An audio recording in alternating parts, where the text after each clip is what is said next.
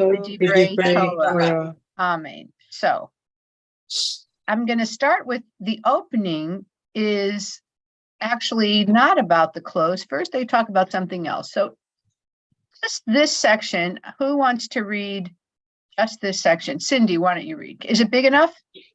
Yeah, I just took a bite though. Okay. This week, the Torah portion continues with the details of the Mishkan, the tabernacle.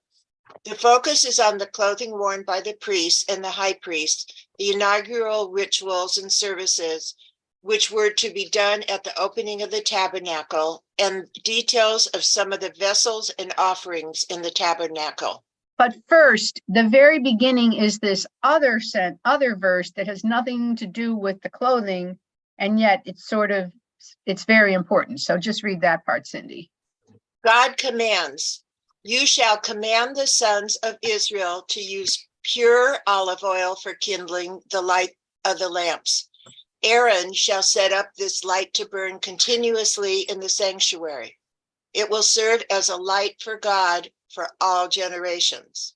Okay, I'm going to stop share. Okay. So that's where our eternal light comes from? Yes, that is where the eternal light, it was the menorah, and that is why in Hanukkah, as soon as they got back into the temple, one of the first things they wanted to do was relight the menorah. That was like very important. It's kind of like bringing God's presence back into their midst and our midst, and we still have an eternal light. So I'm curious, why do you think olive oil was chosen? Of any oil, why olive oil, do you think? It's available. Yeah, it's available. May I answer? Yes. I use olive oil to bathe with because No, it's that's not the question.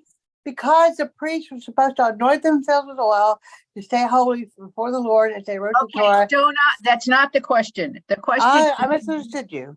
Why olive oil? Why not safflower oil, walnut I got oil, you. Okay. peanut Was oil? was it the only oil available at the time? No, that's not what the rabbis say or what the meaning would be. Is it Sukasa. because of the way okay, sorry. Go ahead. Wait, Sukasa, Yes, ma'am. you're muted still. Yeah. Okay.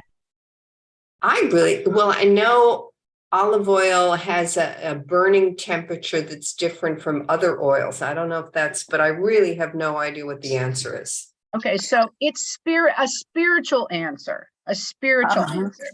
So first of all, what does the olive branch symbolize? Peace. Peace. So that's one reason that they took the olive oil, because of the olive branch symbolizing peace. And also, I read this, the olive tree takes like 7 years to grow and become mature enough or 5 to 7 years to grow and mature enough to produce olives. So the land would have to be in peace for that long in order to get the olives. So it's also another symbol of there shouldn't be war, there should be peace so that trees can grow. When there's war, everything is just destroyed. Though in our Torah, it says when you wage war, you're not allowed to destroy the trees, which is very interesting. You're not allowed to destroy trees. People, it's interesting, but not trees. And so the olive oil is symbolic, obviously, of peace. And this kind of connects to why, even though he was in Jerusalem, was King David not allowed to build the temple? Because there's blood on his hands. Exactly. He had a lot of blood on his hands. He was a man of war for many, many years. And so he had to wait for his son, Solomon, whose name actually is Shlomo from Shalom, to build the temple. So this idea that the temple should be a place of holiness and peace starts from even in the Mishkan, they're already talking about it. Though, if we take this literally, where they found, I guess you could find olive oils in groves or oases as they're making their way through whatever the desert looked like. But anyway, so that's the first part of it says, light this light, and this is why we to this day have the eternal light. Now, let me ask you another question as a personal level. do you look at it? Do you think about it? Do you ever even notice it when you go to temple? I mean, does it mean it? Would you notice if it weren't there? Let me ask you that as well. Yes. Okay, Yes. so why? Ben, Because yeah. Well, thank you, Rabbi. To me, that eternal light, as I think about growing up in the synagogue, it was kind of always there. I Mhm. know that's a statement of the obvious, but that I knew, and then behind that were the Torahs. And I guess it was a place of, beyond the spirituality, but, some kind of mystical power that powered that eternal light. I knew it was connected to some light bulb and such that never burnt out, but it did give it, I'm thinking more as a young man, it was some kind of power that was there, energy, Yes, always there. I think that was the purpose. Panina. No, you were unmuted. Now, Okay. yes. Is it maybe because we feel that we are always under the watch eye of God, that somebody is always with us, and we are also connecting these ways? It's kind of like a light, not just visually, but the spiritual light that it gives us just to look at the Torah and the Ark. Yeah, it's not a question. It's your feeling, and I think it's a good point. Yeah. Cindy? That God is eternal and God is always there. Right. Do you feel that when you look at the light? Yes. Wow, that's interesting. Wow, that's beautiful. Donna? I feel that every day, everywhere I go. I feel God's angels around me, or I wouldn't be alive But where I live know, in the but I'm neighborhood. I feel that asking light, you, the Donna. eternal light in the Yeah. temple, the eternal light. When I see it, I love it because it makes me, it reinforces the fact that God's light is around us. And I'm so thankful for it. Okay, that's beautiful. But Thank somebody you. else had their hand up. Oh, Merle. Somehow, I guess when I learned about this as a child, whenever I go in a sanctuary, I always look for the eternal light to see where it is. And to see how not just how it looks, but how it reflects, how it's located with the ark. Does it reflect on the ceiling? And that reflection to me, my grandparents always taught me that reflection of the light was God. So, yes, two things. One is that it's no accident, perhaps, that when the Torah was written, the first thing God created was light. And that's very important in our tradition, light. And of course, light stands for many things: wisdom, illumination, understanding, enlightenment. And also, it also reinforces what a big deal it was when they reconquered the temple in the story of Hanukkah. We got to get the light. We got to get the oil. We got to light it. I mean, it was like, it doesn't feel like we're really back until we light that menorah. So that's also reinforces this idea that it was, and think about it, we've been having that light for 3,500 years. So it's a very part of our psyche and a part of our connection on a mystical level. It's true. You look at it and you feel mystically and spiritually some way God's present. Exactly. Okay. Yes, Sue? I'm just thinking, if you go into a church, you see a lot of visual symbols of you usually see Jesus, whether he's on the cross or not. In the Catholic Church, you always see Jesus on a cross. And so this is kind of our equivalent of having the presence of God. And I also think that the sanctuary has been sanctified as a holy place when I see the eternal light. And Rabbi Magnin, who, kind of broke a lot of taboos by having all the images, but there are menorahs, if you notice, on each side, on the bima, on each side of the ark, that he wanted to have that symbol there, and if you look at the mural, there is a very big mural of the Romans carrying off the temple menorah as booty. So in the back, we see them taking away our menorah, and in the front, besides the eternal light, Rabbi Magnin, his vision of what the temple should look like, put up two big menorahs to say, even though they took it away, we brought it back and here we still are. Okay, so let's go on to the clothing, which is pretty interesting. And okay, so hold on. I did it like this because first I wanted to show you the clothing. And we're going to read what it is, and I'm going to go back and forth so that you can see what they're talking about. This is, I thought, a pretty good illustration of the high priest's uniform. And okay, so first let's talk about what it is. So, all right, Rebecca, do you want to start a little bit? Priestly vestments. Have Aaron and his sons serve me as priests. Make for them sacred garments using fine linen, gold and blue, purple and scarlet yarns. Make for them a breast piece, an ephod, a robe, a tunic of checkered work, and a sash. These garments must always be worn when officiating in my sanctuary. Okay, so let's look at it for a minute. Hold on, let me go back up. Okay, so what's an ephod? It's this apron. This apron is the ephod. So first you have the breastplate. Here's the breastplate. Then you have the ephod, which is this, and they're gonna give more details, but this beautiful checkered, I don't know, overgarment, but it kind of looks a bit like an apron or something. So that just helps you understand. Then you have this robe, this tunic. This is the tunic. And it has, if you notice, bells on the bottom. And then you have this robe, and you see they say checkered. You can see that it's white, but there's a checkered pattern on it. Mm-hmm. And then there is the sash.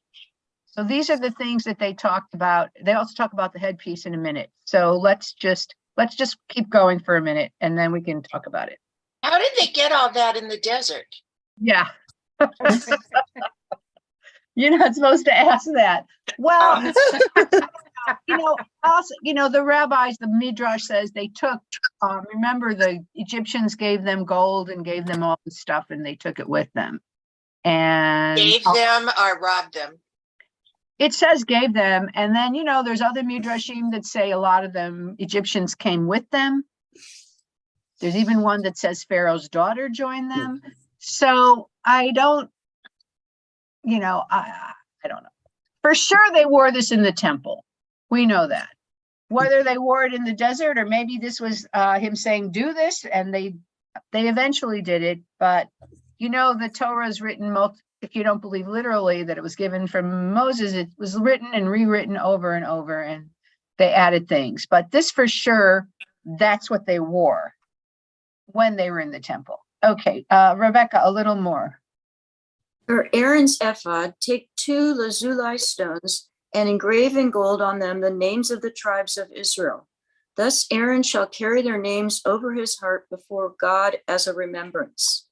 Okay, so I guess, I don't know where those lazuli stones are. We don't really see them. They're somewhere on here, but it's not shown on the ephod. But the breastplate, let's just read about the breastplate. In the sanctuary, keep going.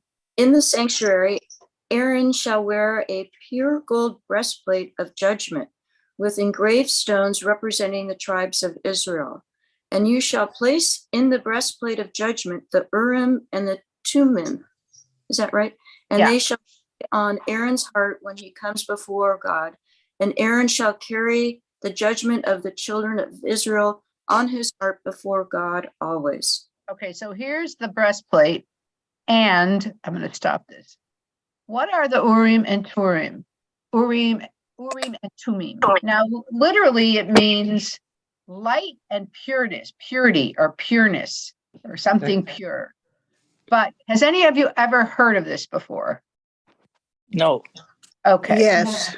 And what did you hear? The gold has to be pure.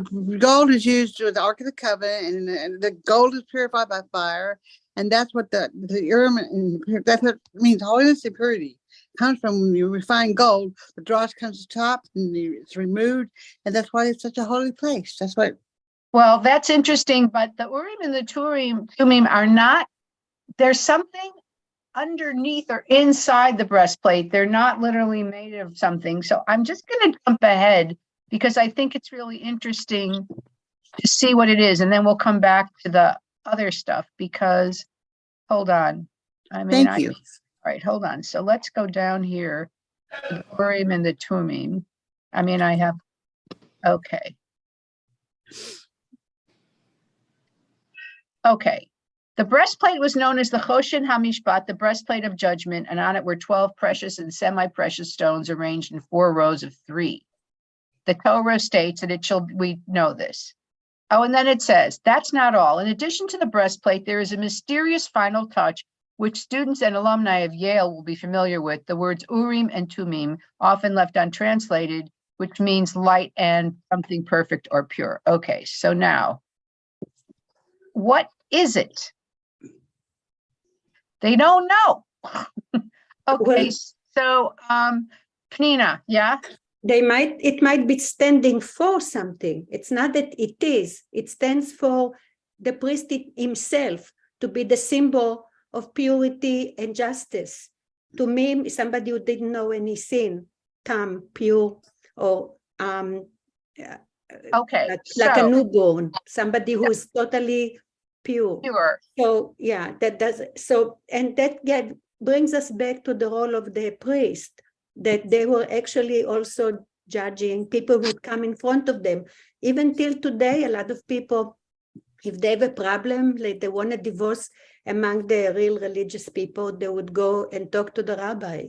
Okay, and he would kind of like read this, read here, judge. read right here. It is to this dispensing of judgment. Right, that's it. Read it. I want you to read it. Where is it starting? Oh, it is this dispensing of judgment by the breastplate, which is the real interesting part. Traditionally, it is believed that the Urim and Tumim somehow empowered and energized the breastplate to do this. Okay, it's like what they're... Keep going. Okay, so generally the understanding is that it works like this. The Jewish people have a question about some communal issue. The question is brought to the high priest who is wearing the choshen. Right, the choshen. After some sort of ritual or rite, some of the letters incised into the stones on the breastplate light up, spelling out the answer to the question, rendering the judgment. It is understood that the Urim and Tumim in some way placed inside the breastplate are what gives it this power. Okay, so according to tradition, I like your idea that it's the actual, because really, that's probably what it was, but Pnina said it represents the role. That's right, it. But they're saying there was something that on this breastplate and it literally lit up and answered the question. Okay, so now, Cindy, why don't you read this part? What exactly? Oh, you read it. What exactly these Urim and Tumim were in an interesting question. In general, most commentaries think that they were some sort of written formula, the name of God, according to Rashi, which somehow gave the breastplate its oracular ability. Nachmanides says that they were holy names by whose power the letters on the stones of the breastplate lit up the eyes of the priest who was asking for judgment. His language is suggestive. His use of the phrase "to the eyes of the priest" seems to indicate that the stones did not actually light up, but rather that by concentrating on or reciting these divine names, the high priest had a vision in which the letters carved in the stones lit up. Okay, Benjamin, do you want to read? I just want to finish this whole thing. Maimonides. Are you there? Ben? Sorry, I was muted. Maimonides, you can hear me now. Maimonides goes into some detail describing this process. For example, when they asked who should lead the way for us to fight against the Canaanites? Canaanites, yeah. Canaanites. The priest would concentrate on the divine names, which are the Urim, and the letters would light up in his eyes. Okay, and then this part is confusing. It says it can go the letters could spell multiple things, because we know in Hebrew there are no vowels, but so it could be this word, that word, next word. Okay, and then read this, but there were also the holy names, which are called the Tumim. Tumim, through whose power the hearts of the priests was made perfect in the knowledge of the meaning of the letters which led up to his eyes. For when he concentrated on the Urim and the letters lit up, he then immediately concentrated on the names. Concentrated. On the names which are the Tumim, while the letters were still lit up in his eyes. And there appeared in his heart that the order was In this case, Yehuda Right. Yaleh. Yeah. Judah shall go up. And this is one of the levels of the Holy Spirit, lower than prophecy and higher than the heavenly voice. Okay, so the idea was there were these names or names written into the breastplate or under the breastplate, and some were Urim, which means light up, and some were Tumim, which means pure. So they would ask a question, and then the priest's eyes would see letters, all the letters in the answer, but we know that letters need to be put in the proper order to make out the proper words. And then he would concentrate on the Tumim, the pure, and the pure would put them in the right order to get the right answer. So I love it. this was an oracle. Brad, yes, Brad, nice to see you. Well, hi, Rabbi. You Hi. know, I'm trying to remember the children's toy that I've heard it compared to, like a magic, is it the eight ball? ball. I The don't 8-ball. remember. The magic 8-ball, yeah. And I just find, and I pointed this out a couple of weeks ago, and we were talking about sorcerers, you know, the irony that sorcerers are proscribed, and yet these magic 8-balls, that's perfectly okay. Not only that, they went by dreams and visions as well, and those were considered okay, but you know, consulting outsiders apparently was taboo. But you're right. I said it was like a Ouija board, kind I of was thinking that. spelling it out. Penina. Is it possible that the heat of the body, like if he gets mad, like the heat of his body will change the color of something? That's Sometimes when you interesting. hold something and it's hot, it changes colors. Well, yes, though, you know, he had multiple layers below, but even so, I think so, but it's just so, yeah, pagan. It's very pagan. You can't And take this- it away so fast from them. What do you want? No, and if I it was know. And it pretty, was it's stuck. It was very, but most people don't. And by the way, once the temple was destroyed, a lot of this stuff, and we'll go back to the priestly garments, was put on the Torah. Look at the breastplate. The silver breastplate on the Torah is that Chosh and Mishpat, that breastplate of judgment. Of course, there are no Urim and Tumim on it. Unfortunately, we don't have those. But there's the breastplate and the bells. There's a crown, like the crown that the priest, sometimes we see a crown on the Torah, and we do see things with little bells from the bells of his tunic.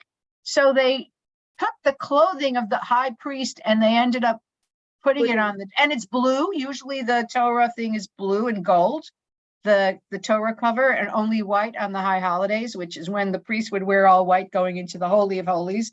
We actually have a ceremony for changing the Torah covers, the white ones, during the high holidays. So it's kind of, it's wonderful and also fascinating to see this, Was this? you know, the ancient world and how they dealt with things. Wait, okay, so Sue Casa, where are you? Why don't you say your question out loud? Was this? Oh, let me wait till somebody, ahead. Helen, okay, everybody. My question is, if the priests wore this, I know we don't have a temple any longer, but why do the rabbis just wear a black robe or no robe, and then on the high holidays they wear the white robe instead of wearing something that's reminiscent of the priestly garb? But the priest did wear all white on the high holidays. But I'm saying, but our rabbis don't do anything that calls to that. You're saying that the Torah is dressed like the priest now. Oh, wait, that makes sense. Okay. I mean, yeah. And in other words, they wear so what- because we don't have priests, in a way, the Torah becomes the priest, and therefore we put a robe on it, and we put a breastplate and those kinds of things. Well, okay, first of all, we do wear white robes on the high holidays. All of the rabbis do at our temple anyway. But they don't, but I'm saying they don't wear the blue, like they don't have that garb. No, we're not wearing the priestly garments of the high Yeah. priest. But I don't know that the Torah itself is considered a priest, or rather reminiscent of that time, because the idea is that we are all the priests now. And our sanctuary is actually our homes more than the temple, because in our homes, we light the Shabbat candles, which is the thing. They had the showbread, we have the challah. They had the wine libation, we have the kiddush. And What's those, a showbread? What's a the showbread? showbread. There were 12 loaves of showbread Oh, in the temple. So we have the challah now, which also reminds us of the manna. It's the bread, but the manna that, and that's why traditionally you have 2 challahs on Shabbat, because you collected 2 portions of manna on Friday and you didn't collect any on Shabbat. So yeah, they kind of took a lot of the rituals and put them in the home or in the synagogue. The Torah, the ark, we call it the ark, just like the ark of the ark, the holy ark, of the covenant, so to speak. You know, now it's a cabinet. It's not a portable one, but we still put our Torah in a aron. It's the same word, aron hakodesh, the holy ark. in Yes. Zimmerman, they used to have a beautiful portable ark. Where? In Zimmerman, in the Zimmerman Rotunda. Oh, I know it's somewhere in the temple. You know, it's on posts. yeah. It's more like a cabinet. It's not like Yeah. that. But it's Portable. like the portable ark that they had in the desert. I think Right. that's what they tried to Replicate. or give homage to it. Exactly. Okay, any other comments before we go back? Okay, so that Urim and Tumim is something most people don't even know about, and I love this. By the way, the color red was known in Egypt. That was the first color recognized. And And they don't have, red. well, oh, that's interesting. Okay, thank you. Okay, Right. so let's go back to the actual clothing that we had looked at, because each piece of clothing has spiritual significance as well. So let's go back and look at that for a minute. I can go faster. So again, here are the clothes.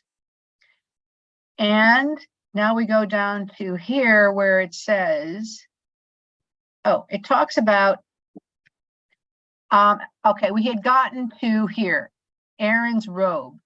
So, I mean, it's hard for me to see. Hold on. Merle, do you want to read? Hold on. Let me just move this to here. Aaron's robe.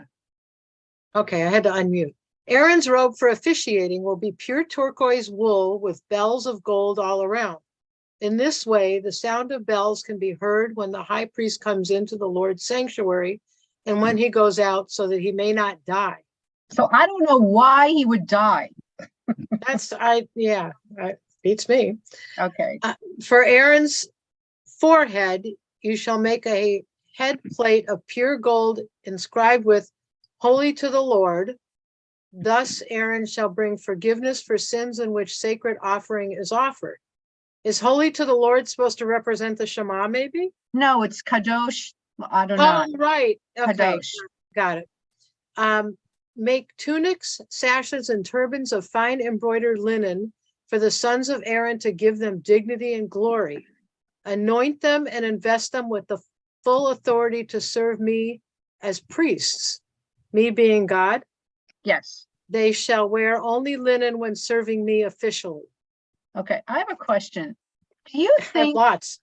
oh, okay. What's your question? No, I'm thinking that it's not so much a question, but it says, I've learned, I guess, to associate over my life, the concept that our Torahs are dressed like this clothing. Right.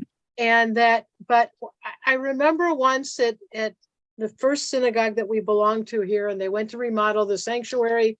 And I met with a woman who was a fabric artist up north.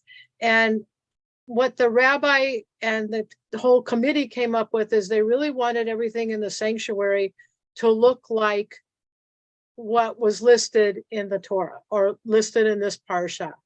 And people who belonged to the congregation, when they saw the finished product and the finished sanctuary, were so offended that this was the direction that the rabbis chose to go. That's interesting. I mean, and it's always kind of blown my mind since then. I don't Well, know. Sort of sounds like the children of Israel in the desert were always complaining. Yeah, that could be. There. Okay. Yes, Donna. And then here's your mail. And I got any more of these? Donna, you're muted. Can't hear. I was just saying, one of my grandpa's name was Zadok. It's like one of the priestly names. And I'm wearing It's not a turquoise. priestly name. I love Zadok, and I saw that in the Torah. Oh, somewhere. Zadok. Yeah. Yeah, well, that's Zadok. Okay. And does this have The anything? turquoise is interesting to me. I didn't know they had to wear turquoise. I have turquoise on today. I love it. Okay, thank you. All right. You're Yes. welcome. 1 second. Do you think, I'm going to call you in a minute, Kapina. Do you think that clothing and uniforms make a difference? Do you think the way people dress? I think about the way people dressed in the past very elegantly. Today, everybody all over the world wears jeans or whatever. Do you think it? Tennis shoes are back in style. Big tennis shoes. Yeah. Okay. So that clothing makes a difference not only to the people who see the other person, but to the wearer themselves. Do you think it makes a difference what you're wearing, Ben? Thank you, Rabbi. So I'll just relate that to an experience or experiences I had as a little boy, and I was a Ramah camper. We would always wear white for Friday night Shabbat, the whole camp. And man, that was, I mean, here I am many years past that, pretty vivid image of everybody in white and how important that was and the significance that it added to the Shabbat. So in that respect, yes. And what about, Clothing. did it make, okay, do you think, even in this case of these priests, do you think that wearing that clothing would affect them? Would affect the high priest wearing that kind of clothing? Do you think? And how? Of course. I mean, you put on a special uniform and special garb, you go into a kind of a mind thing, a mind game with it, to me anyway. Well, also you're putting on God is holy, you're putting on this stuff and suddenly you feel empowered, but also responsible in a different way for that particular clothing. When I went to graduate school, one of my teachers was Jerzy Kosinski, who was a very famous Polish American author who was very crazy. He was very crazy. And he ended up killing himself years later. But he told us a story about how there was a special store in Europe which made all the generals' uniforms for all the armies all over Europe. And he went there and he had a uniform made, a daytime uniform and a nighttime uniform with no name of any country, no insignia, just that it was a military general's uniform. And he said he would wear it and go to places and people would defer to him. This way, General. Oh, yes. If he went to restaurants, they seated him right away. He just walked in this uniform and everybody treated him differently. That's narcissistic. Well, but I mean, it's like psychologically we are. And also, I think when you dress up, which we don't do anymore much, you act differently. You treat the person or each other differently. And we can see in the ancient world, well, anyway, colors, as we know, were very rare. I mean, Joseph, we think about his tunic, that even having colored clothing already elevated your status. Most people wore drab or dark or plain linen or plain cloth. They didn't have the money for the dye. That's expensive. And this was so elaborate that it would make people it would immediately put people in a position of almost first respect, but a little bit subservient, I think. And it's interesting, Moses did not wear this. In fact, if you remember about Moses, or I can show you, I think I've talked in this group about it.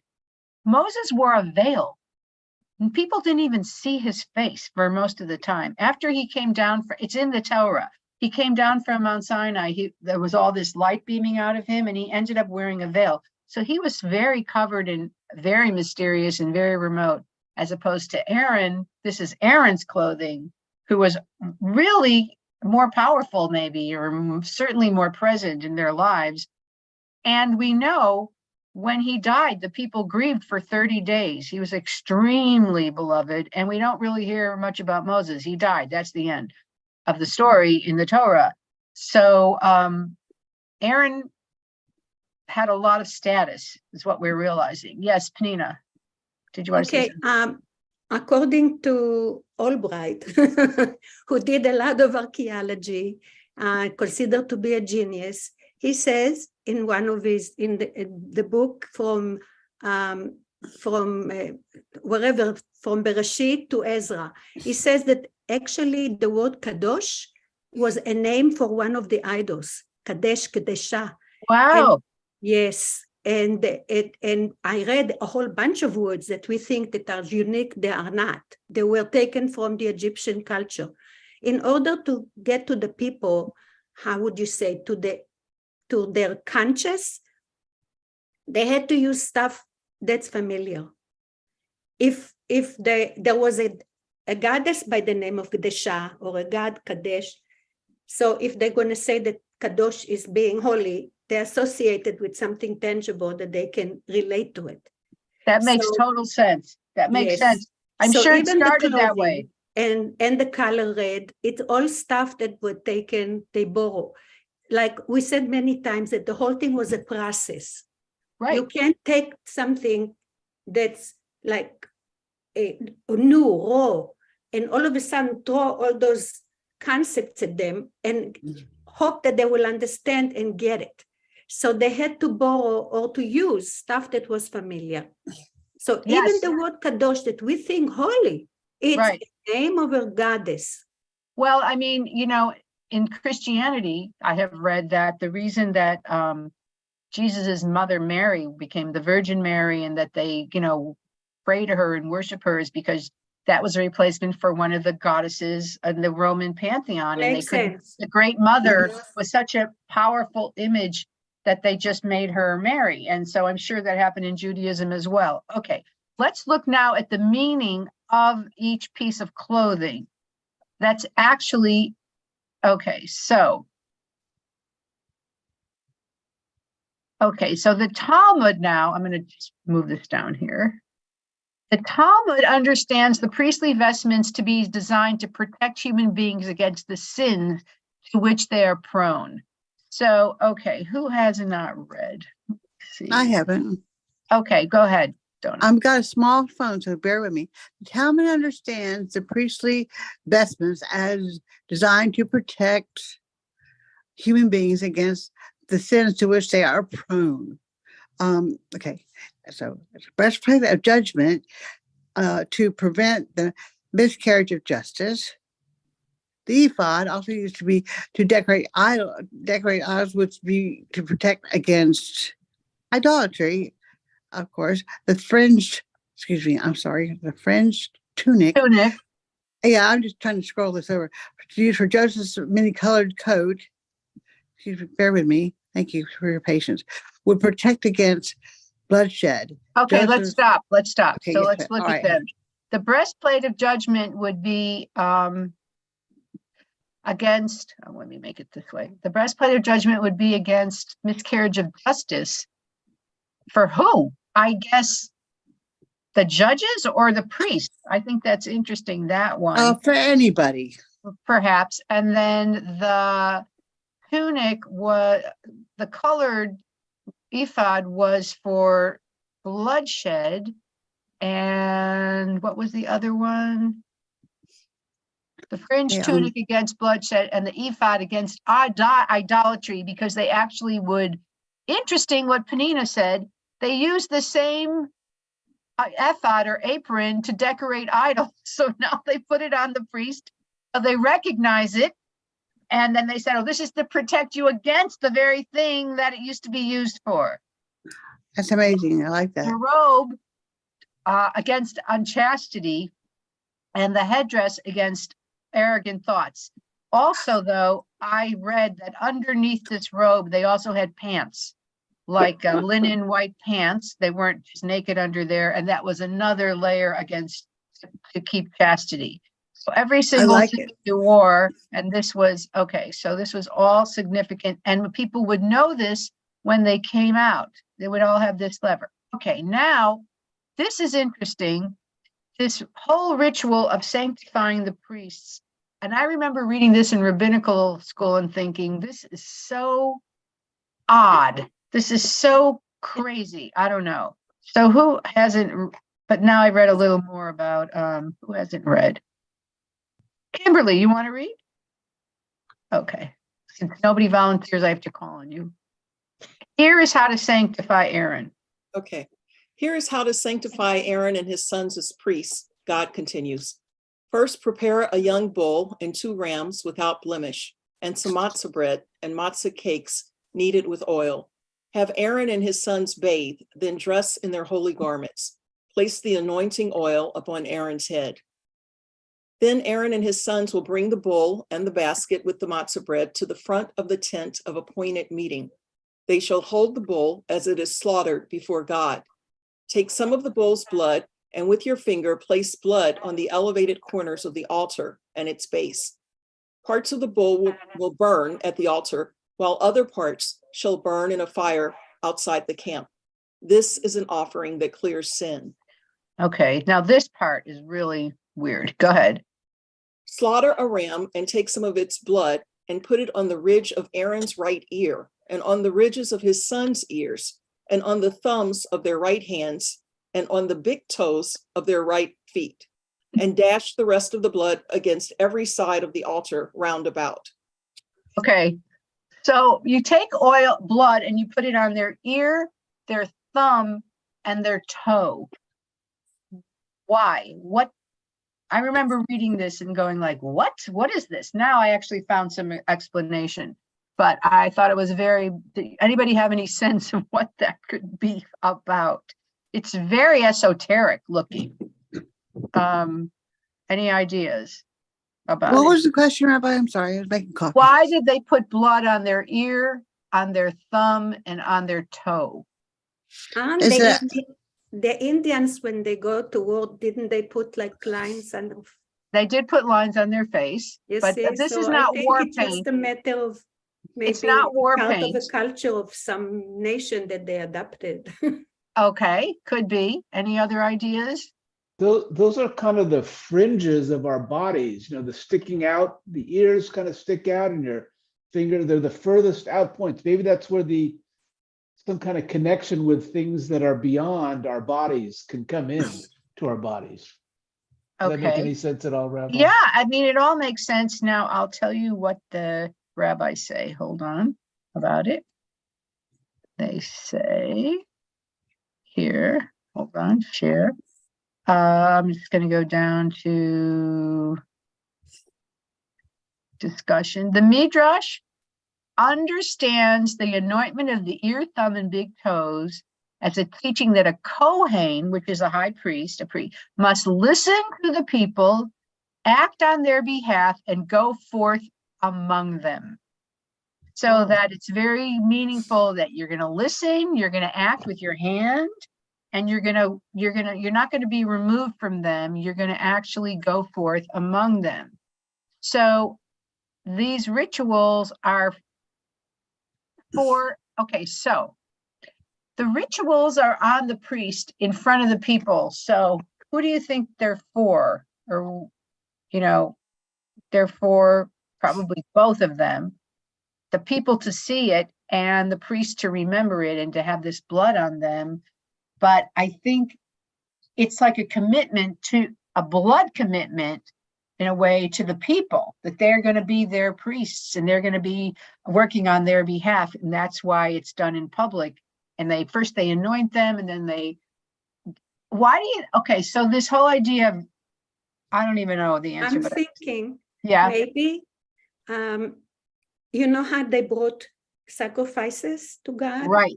Maybe the blood was to show that they are committed to God. So that makes them different than the rest of the people. They have a direct connection, like the gift that korban that used to be brought to the gods. Exactly. Yes. And they are the only ones who make sacrifices. You can bring your animal to them. But okay, so why do you think, and this is all over the world, animal sacrifice was such a popular way to connect to the gods or to God? I mean, how do you think this started? Any ideas about that? What is Total paganism. What? It's my gosh, total, Abraham? No, well, Abraham was copying them. Abraham, Abraham Isaac. Thought that he's copying. Yeah. Any thoughts about why they It's like to sacrificed? show that you bring whatever it's dear to, the dearest thing to you. That was the concept. Your firstborn, or a virgin woman, or things like that. Right. May and I say a comment? Yes. Yeah. Life is in the blood, and we are a holy priesthood, right? And it's like the bloodline. Keep the bloodline going. Don't let the light go out. The blood is a symbol of, it's the life force of God within us, and it just, it's a holy thing. Blue blood or whatever. We're all. And you get my point. That is interesting. And yet Jews are not allowed to consume blood in anything. And we actually, kosher laws salt everything and take all the blood out. So we're not allowed to. We also did away with the sacrifices. Now we're doing prayers. So the prayer was the exact thing to replace the sacrifices. So we won't do it anymore. Right. But the reason we replaced it is because the temple was destroyed, which was Well, probably a that's one good thing in reason, but, retrospect. Are we rebuilding the temple? Or getting ready to No, I that's hope one not. reason. But I think I don't know what's prayer going on. started way before the second temple. It started after the destruction of the first temple, Right. or maybe even before. I'm an Okay. animal lover. I don't I want think animals. I think the whole idea with Abraham that it stopped right there. It should have been stopped right there. But I it agree. didn't. Yeah, Okay. I'm like Betty White. I can't stand animals getting hurt. Okay. And then there's another thing that's interesting. They have all these rituals that I find, I don't know, a little esoteric, but what I do like is and most people don't know this, make an altar with incense, which Aaron shall make up in the smoke each morning, and it shall be continual incense. So there was incense in, this is also interesting. I want to talk about this in a minute. Okay. It was interesting that there was incense that we don't really know. So imagine this, although I imagine the incense was to blot out the smell of all the animals being sacrificed. And they have dried blood on the walls. And the live Right. animals in line. I mean, to me, it's horrible. It I'm is. so glad we don't do it anymore. But this is something else for our final few minutes. Wait, Rabbi. Yes. I don't think you answered the question, or there was an answer to the question about why animal sacrifices? How did that begin? Do you have any insight into that? My opinion is that in a very original religion, people wanted to appease the gods when terrible things happened, and they sacrificed their children, a person that they loved, and that this became so repugnant that they replaced it with an animal, and they, at some point they replaced it. I think originally it was human sacrifice. We see it in Homer, in the Iliad. They sacrificed Iphigenia, so it wasn't, and nobody was horrified. They took it for normal. Horrible. It is horrible, and that's why the sacrifice of Isaac's story on one level is so powerful, because Abraham didn't even say no. He said, okay, I guess I have to do it because that's what you do. And then in the story, he stopped and said, no, don't ever do that. We don't do that. So that's separated Jews, maybe very early, or Hebrews, from other cultures.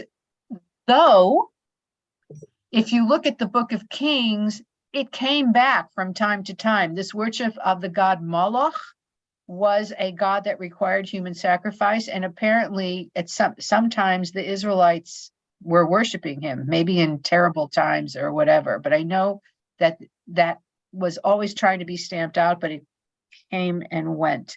So I think it was a replacement for human sacrifice. Well, they were sheep, they were shepherds. So to bring a cow or a sheep, it would be also like bringing something very dear to them. Very dear to you, because you would know them. But also you could eat it. So maybe another said, listen, we're killing them anyway because we're eating it.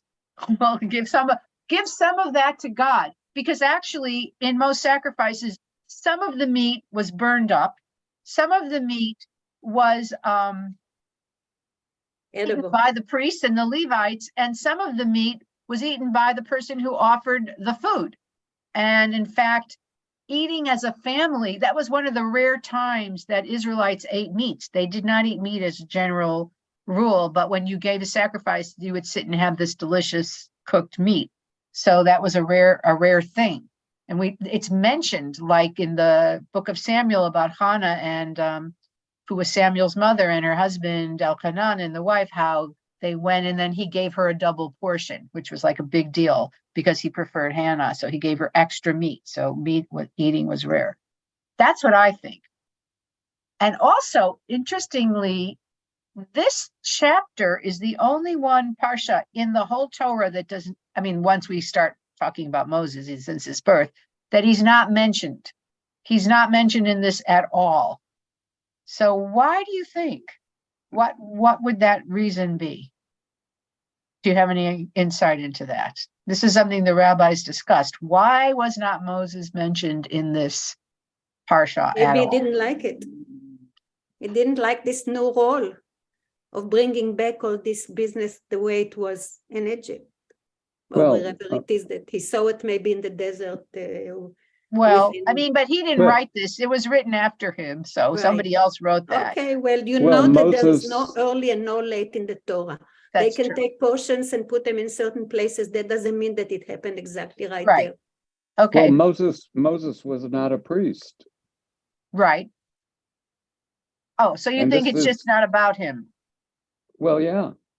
It's about Aaron and his clan. Good point. Okay. So just that he or that some things, so he's having a different, it's multiple things. I think you're right. This is about Aaron. And also there's something about Moses being hidden. You know what I mean? When I talked about him being veiled, Moses being withdrawn, and this is a very public, incredible ceremony in front of everybody. And he's just, I don't even know if he's there when it's happening. We don't even know if he's there. It doesn't Maybe mention it's a division of roles, just to show the division of roles. Oh, that's another the ones who are going to be, so they're the ones who are going to do it.